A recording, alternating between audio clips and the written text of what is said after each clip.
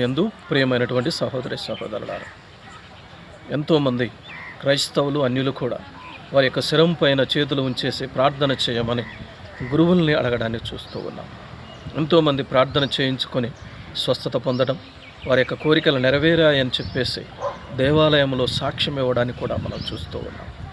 ఈనాడు శతాధిపతి తన యొక్క కుమారుడు మరణించాడు, ప్రార్థన చేయమని అడగడాన్ని చూస్తూ ఉన్నాం.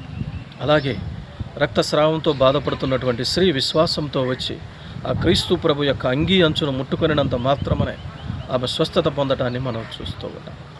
చూడండి, ఈ ఇద్దరిలో కూడా ఎంతో దృఢమైనటువంటి విశ్వాసాన్ని, అచంచలమైనటువంటి విశ్వాసాన్ని చూస్తూ ఉన్నాం. ప్రజలు కూడా అలాంటి అచంచలమైనటువంటి విశ్వాసంతో మన వద్దకు వచ్చి ప్రార్థనలు అడుగుతూ ఉన్నారు. అందుకే క్రీస్తు ప్రభు అంటూ ఉన్నారు, నీ విశ్వాసమే నిన్ను స్వస్థపరిచింది అంటూ ఉన్నారు. నీకు ఆవగింజంత విశ్వాసం ఉన్నట్లయితే చాలు, ఈ కంబల వృక్షాన్ని వేళ్లతో పెగిలించుకొని వెళ్ళి సముద్రంలో పడిపో అంటే అలాగే పడిపోతుంది అని చెప్తూ ఉన్నారు. కాబట్టి మన యొక్క విశ్వాసం క్రీస్తు ప్రభుని కదిలించి అద్భుతాలను చేయించగలుగుతున్నది. కాబట్టి మనం ఒకసారి ఆలోచన చేద్దాం, మనం అచంచలమైనటువంటి విశ్వాసాన్ని కలిగి ఉన్నామా?